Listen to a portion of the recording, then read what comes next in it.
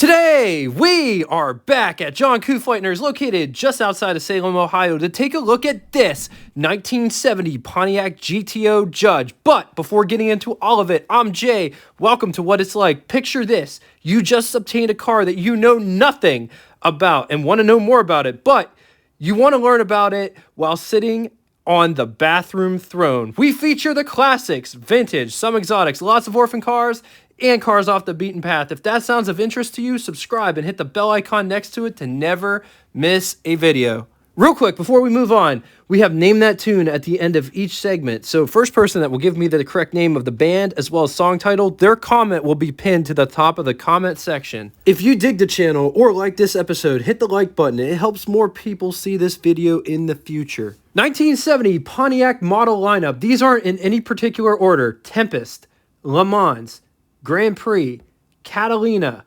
Executive, Bonneville, Firebird, Wagons, and then there was the GTO. So a little bit about the Pontiac GTO. We're not going to dive in deep on the story because we're going to hit it extensively when we do a 63 GTO. The GTO was the brainchild of Bill Collins, Russ Gee, and John DeLorean. The GTO idea was to transform the second generation Tempest into something cool, something sporty, with that legendary 389 V8 from Pontiac's full-size Grand Prix car.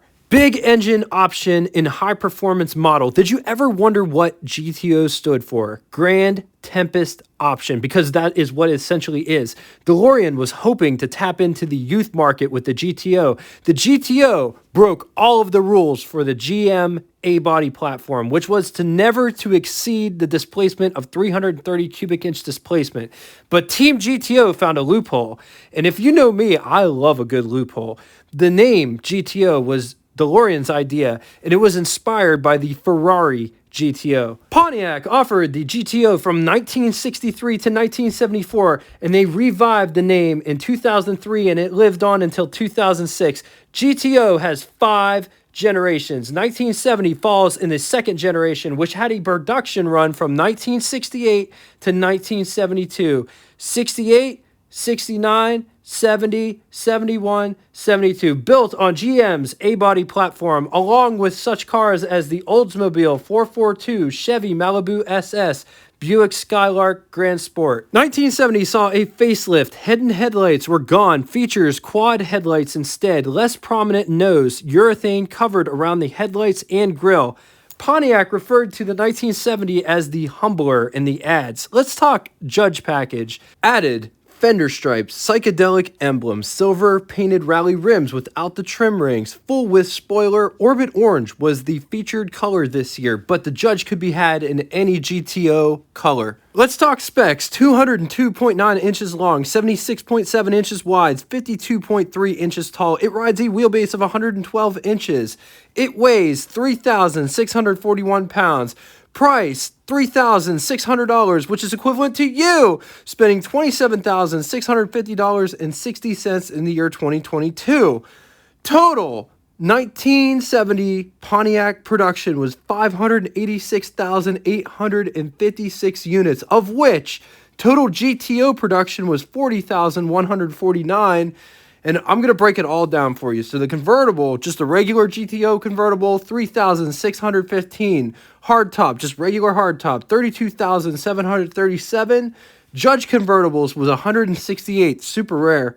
Judge hardtop, 3,629 units. Moving on to engines, 400 cubic inch displacement Ram Air 3 V8, 6.6 liters. It makes 366 horsepower, 445 pound-foot of torque, compression 10.5 to 1. Before getting into all of the 0 to 60 times associated with this particular engine setup and transmissions, it's important to note that the car, you have to think of the car as an equation. Pontiac offered different rear end options. They offered the 390 as well as the 411. They didn't go into what rear end was in there, but I do know if you have a 411, you'll go faster off the line, quicker acceleration, but overall top speed is generally limited.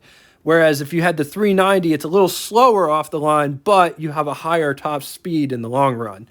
With that said, this engine, coupled with the 3-speed manual, do 0 to 60 in 5.5 seconds. It'll do the quarter mile in 14 seconds. Top speed, 121 miles per hour. It gets an average fuel economy rating of 8.4 miles to the gallon. Move up to the 4-speed, 0 to 60 goes down to 5.3 seconds. Does the quarter in 14 seconds. Top speed's the same, 121 miles per hour. Average fuel economy gets bumped up to 8.8 miles per gallon. Moving on to the next engine. 400 cubic inch displacement Ram 4 V8, 6.6 liters. It makes 370 horsepower, 455 pound-feet of torque. Compression is the same, 10.5 to 1. When mated with the 4-speed manual, 0 to 60 is 5 seconds. It'll do the quarter mile in 13.9 seconds. Theoretical top speed, now this is interesting. It says it'll only go 118 miles per hour, but I saw figures as high as 140 miles per hour. So in the comment section below, if you had one of these, what is the fastest that you ever got yours to go?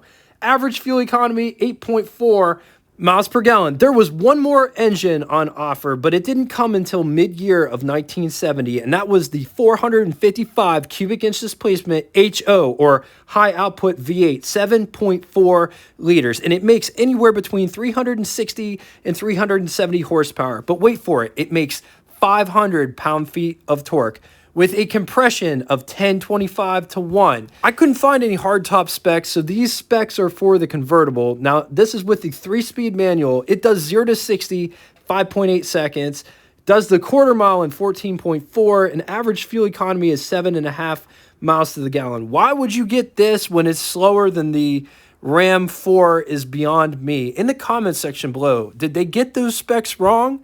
Because why pay more for something that's worse? It's also worth mentioning that Pontiac 455 is the third 455 offered by GM, and it is totally different than the other two. The other two brands consist of Buick and Oldsmobile. 3 transmissions on offer, 3-speed manual, 4-speed manual, 3-speed turbo hydromatic. So let's talk styling real quick before we get involved in this car. I absolutely love this color. I love the paint scheme. Like the graphics and the decals on the side look great. Just notice how this juts out. Also, take a look at this hood. I'm not sure if you can tell, but if you look at it from this angle, it kind of sort of looks like a rocket ship.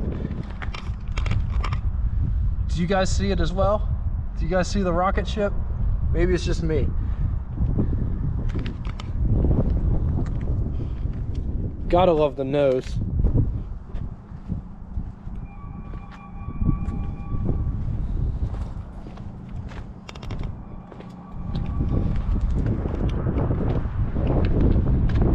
See how this line comes back and out. Reverse lights. Let's talk about this door panel. Let's talk about this door in general. This is a very heavy door.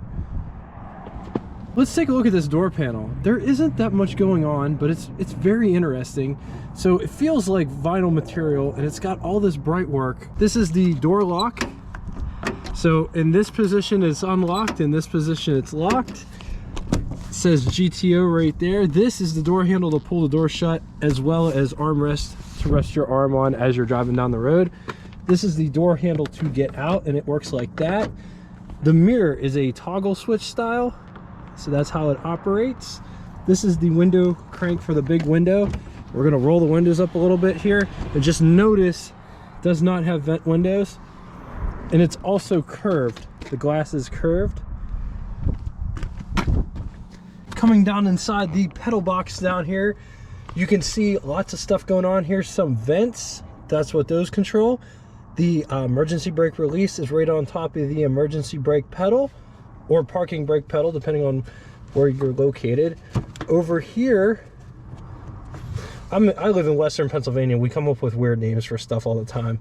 That is the high beam dimmer switch. Clutch, brake, gas pedal controls the Ram Air hood scoop.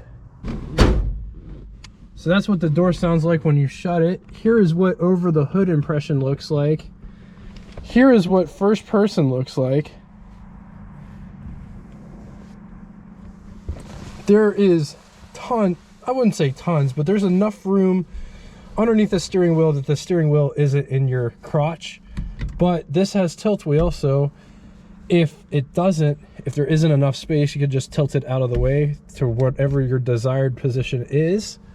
On to the button switches and knobs. There are 3 gauge pods that sit directly in front of the driver, starting with the left-hand one. Fuel gauge is at the top, oil pressure, generator, which is a light, water temperature. Moving to the center, speedometer is in the center. That light at the top is for the high beams. Odometer, bottom center. Brake warning light, which is for the parking brake. So if the parking brake is on, that light will be on. Tachometer. Moving back to the left-hand side, just under the speedometer are for the headlights, and the wipers and washer feature is right next to it. The ignition switch is on the column, lighter, radio, climate controls, and Pontiac logo. Up above, nice sun visors. Here's my hand for reference of how big they are. Big, long, rectangular shaped, oval shaped, long rear view mirror. Another sun visor. It looks like there might have been a mirror here at one point. Here's what I look like behind the wheel. Lots of headspace inside this car. Don't feel claustrophobic whatsoever. It's actually a really nice place to sit. Check out this light situation. I've owned some Lincolns that had this same exact map light setup. So the door light operates, the center light here, it operates when the doors are open, and then you have these map light features where it would just act as a map light for this side, or act like a map light from this side, and is controllable by these 2 switches. All right, getting in the rear seat. So before you get in the rear seat, there's actually a button here in the center of the seat. Push the button, and that's what releases the seat back. And then that gives you plenty of access to get back there. Real quick, before we get back there, I want to show you the other side. Button in the middle of the seat, it folds forward, but not only does it fold forward, it folds completely flat. So if you were sick or whatever, you could use this as a footrest because it folds completely flat. Very interesting. Anyway, so we're going to get in the car on this side.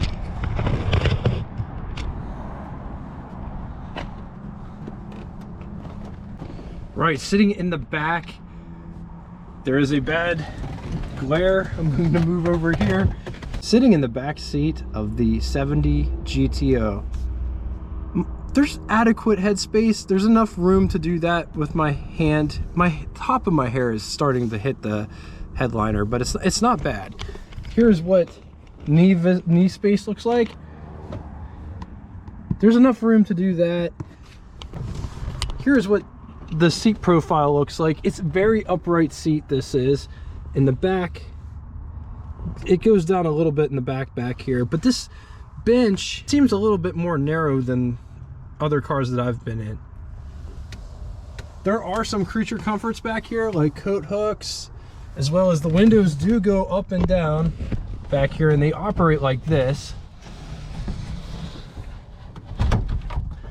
The coolest thing with it not having a pillar there, anytime that I've ever driven one, say like 67 Mustang is what I owned, if you put a piece of paper and throw it up in the air with these corner windows down, the piece of paper will literally levitate in the middle of the cabin because of all of the air coming through all of the different areas in which it can come through. It's crazy. It's incredible. If you have a car like this, try it.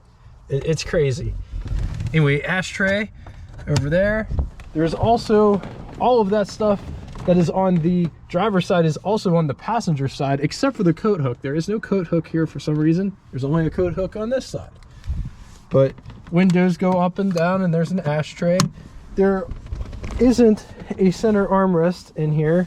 Here is what the seat belts look like. They're lap belts. And just look at how that's designed. All right, coming back and getting into the trunk. This round key is the trunk key. It goes right in here like this.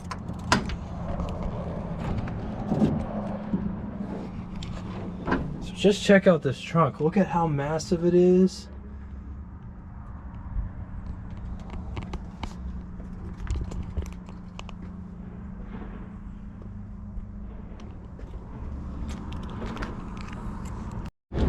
All right, getting under the hood. So the hood release is right inside here. There's a little tiny, it almost feels like an Allen wrench, how an Allen wrench curves, and you kind of just pull it out and that pops the hood. You have to keep your hand on that and pull it. This hood is extremely heavy. But there it is, 400 cubic inch displacement, 4 valves, I'm sorry, 4 Venturi. So it's imperative that you pull that the whole time as you pick the hood up, and the hood is extremely heavy in this. But there it is, 400 cubic inch displacement V8 with 4 Venturi on the carburetor. All of this has to do with the shaker hood, which opens and closes and allows more air to come through the scoop into the engine. It's got a dual master cylinder, but not power brakes.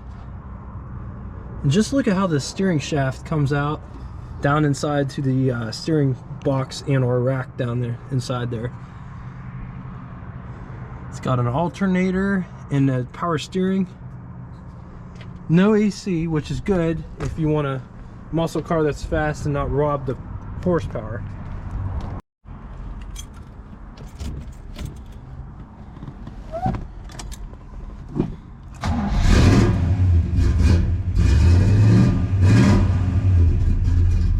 Man, this thing sounds so healthy, so good.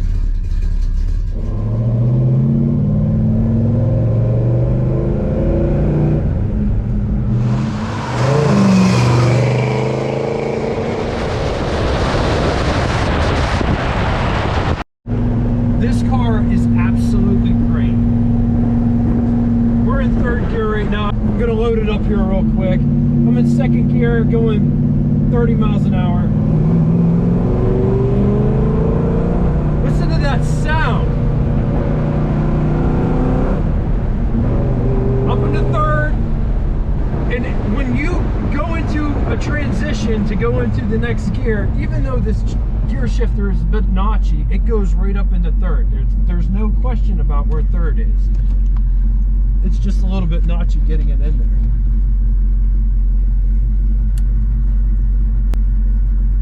The steering wheel is a nice thin 3-spoke wheel like I like. It's got power steering, but it's got nice feel.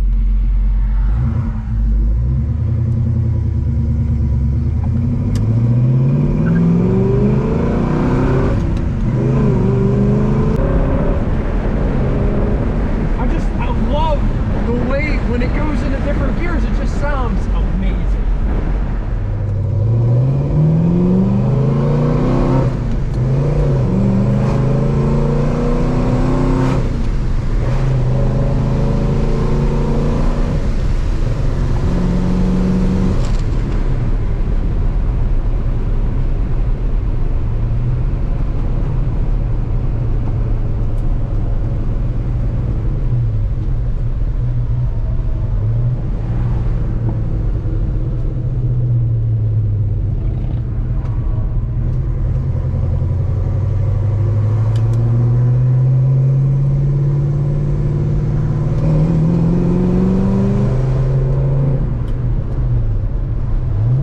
Let's talk about the driving experience. The 1970 GTO Judge is without a question one of the fastest muscle cars of the original muscle car era. This car is currently for sale, and honestly, if I had the money, it would follow me home. It's one of the best muscle cars I've ever driven. The clutch, brake, and gas, they all work perfect.